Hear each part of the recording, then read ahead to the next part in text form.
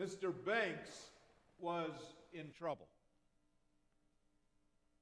Trouble not of his own making. Mr. Banks was in trouble, and it wasn't really just that he was in trouble. It was unfair. In fact, it was downright wrong. As Mr. Banks stood there before the old crotchety, tuppence-pinching Mr. Dawes, getting humiliated, as his umbrella is turned inside out, his hat is punched through the top. Well, after he's fired, old crotchety Mr. Dawes says to Mr. Banks, "Well, what have you got to say for yourself?" or something like that.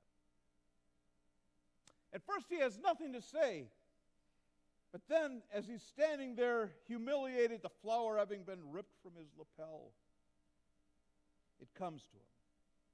The word that the children's nanny, Mary, taught those children is now causing his children to be increasingly joyful, which has, of course, been causing Mr. Banks a great amount of stress, because he doesn't understand how his children can be so joyful in such a distressing world. But then that word comes to him. That word that says everything you want to say when you've got nothing to say. You know what it is, right? Ron knows what it is. What is it, Ron? What is it, everybody? Supercalifragilisticexpialidocious. All right, now I'd like to see if we can all say this together. This is not a hard thing. Supercalifragilisticexpialidocious. Okay, this is what you say when you've got nothing else to say and you live in a fantasy land, Ron. Thank you very much. All right, good. So Mr. Banks had been fired. His kid is being accused of the big run on the bank, and he's heading home.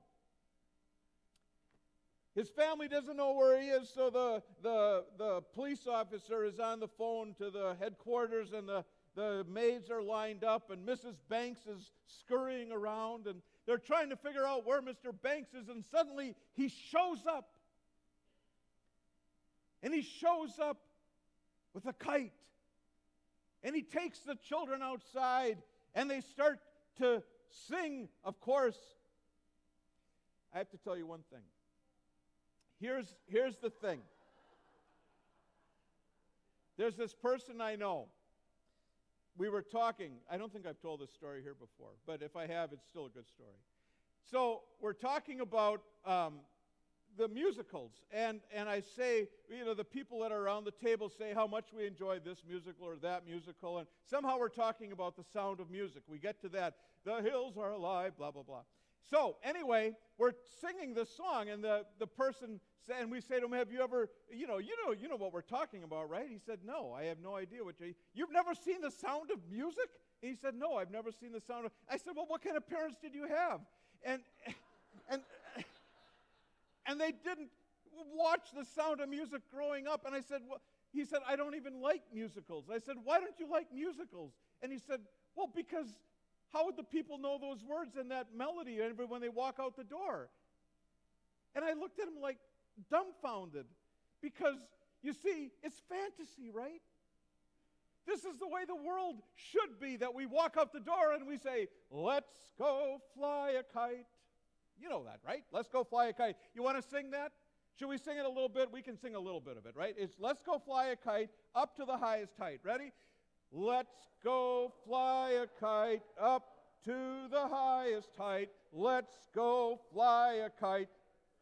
It's soaring up through the atmosphere. Oh, let's go fly a kite. Now, that's what Paul is saying. Rejoice. Sing like that. That's the way worship is supposed to be. Supercalifragilisticexpialidocious, amen. When you don't know what to say. let's go fly a kite kind of rejoicing. You see, that's what the world gets in fantasy and what Christians get in reality. And so Paul says, thank you, Paul, for that introduction, because he's absolutely right. Paul in prison, this small church struggling to stay alive, and what does he conclude with? Rejoice. Again, I say, rejoice. Well, now you say, because it only took 5-8 seconds for your mind to go back to, have you seen my checkbook? Have you seen the fact that I don't have a job? Have you seen the fact that I'm walking a picket line?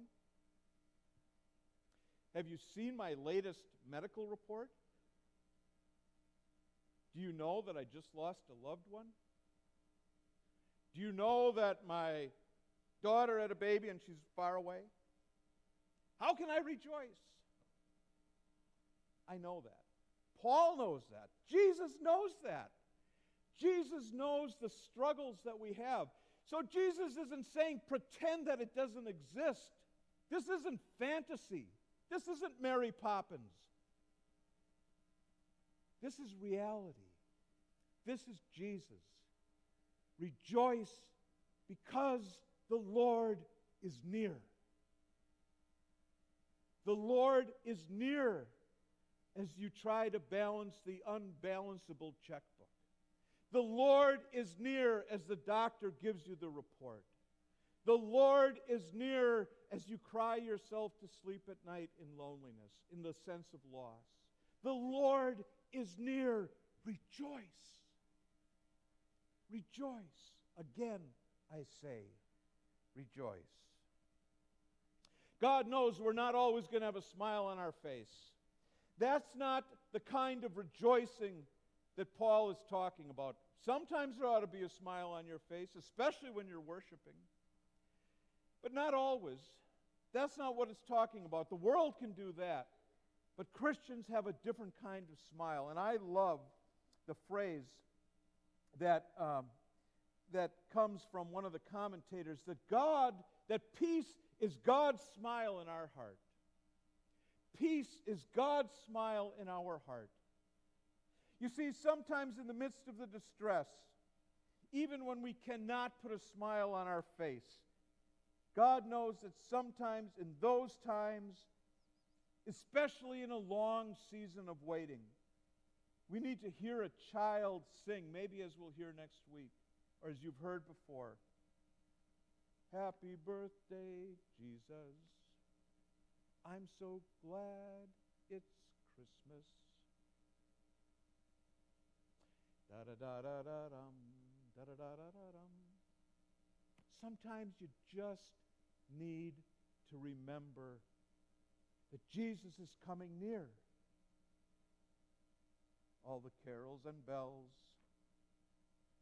it's all about you. That's what the children remind us.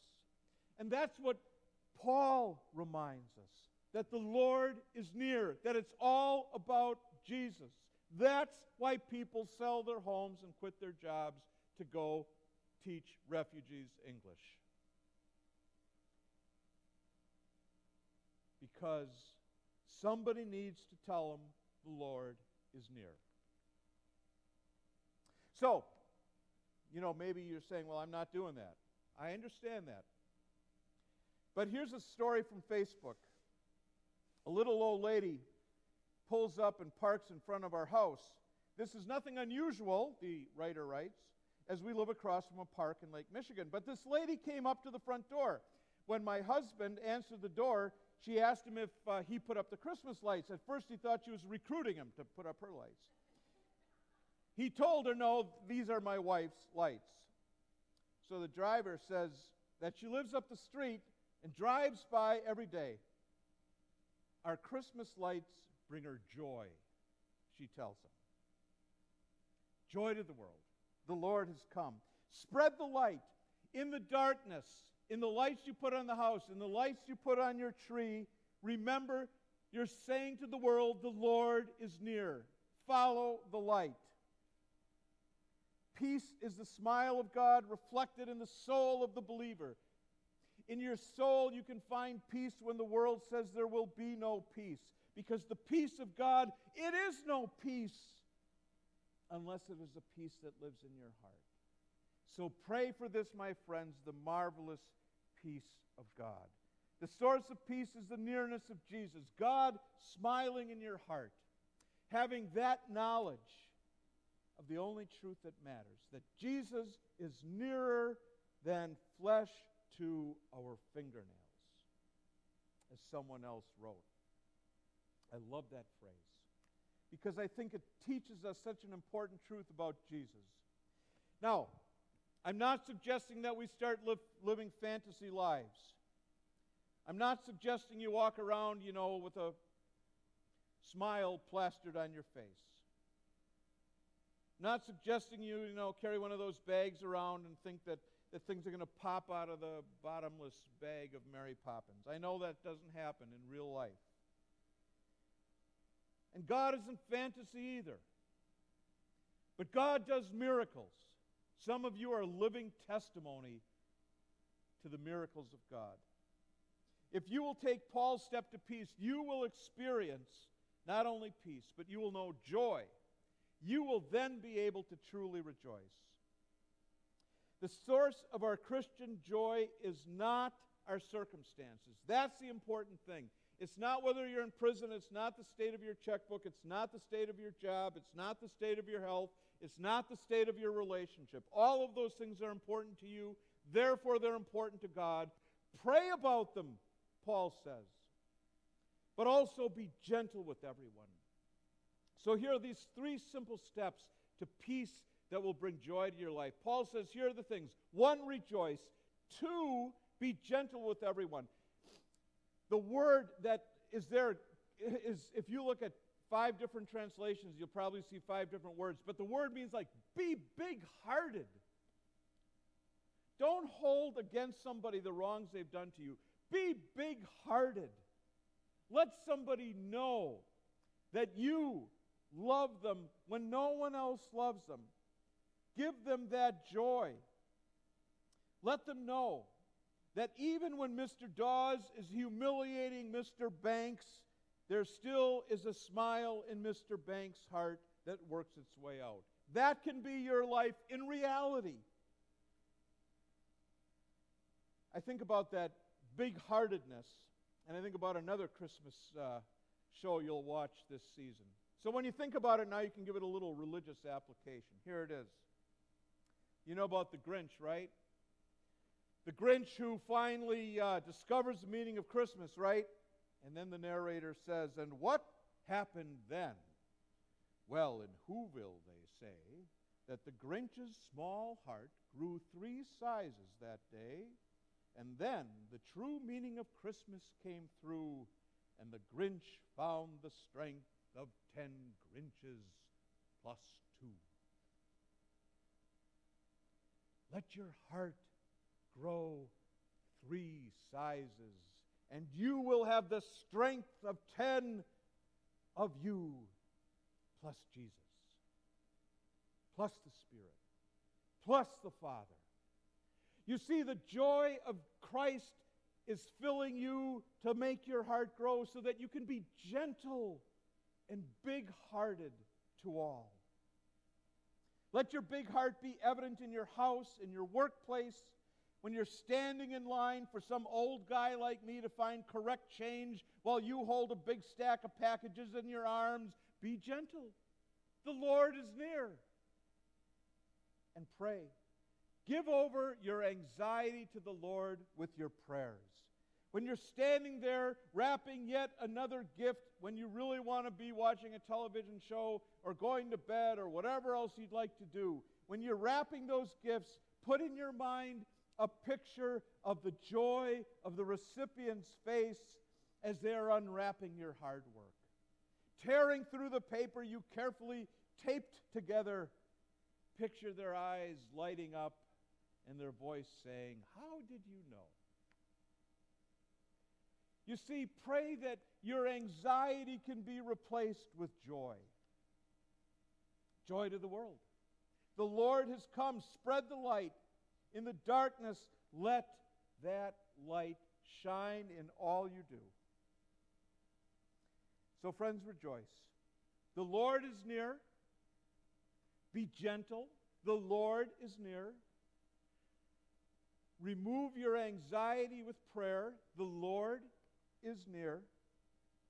Just be reminded, friends, that Jesus is near, so near that you can see him in every light you see on a Christmas tree, every dancing light on your house, every smile of God in your heart. You say, "I don't understand this, how this could be." And that's the point. It's a peace that passes human understanding because it's God's peace. The world offers a peace that is false, fleeting. Joy to the world, joy, is true and is lasting. Joy to the world, the Lord has come. Joy to the world, the Lord wants to dwell in your heart. So if you've never done this, or if you need to do it again today, open up your heart to let Jesus come into it. Make room in your heart for the Lord. Receive the peace of Christ, which is no peace as the world knows peace. But brothers and sisters, pray for this marvelous peace of God. In these days of terrorism and economic uncertainty, in these days that can so easily lead to depression and loneliness, make room in your heart for Jesus to draw near. Let Jesus be the source of peace that transcends all understanding, guarding your heart and mind from those things that threaten to undo you. Mary Poppins is fantasy. Fun, but not real. The movie ends. Jesus is reality. The real source of our peace. The peace which the world cannot know until it knows God. Rejoice in this peace, which gives us a melody that keeps ringing long after the credits have scrolled at the end of your life. Because the end of your life is the beginning of your life to come as you fly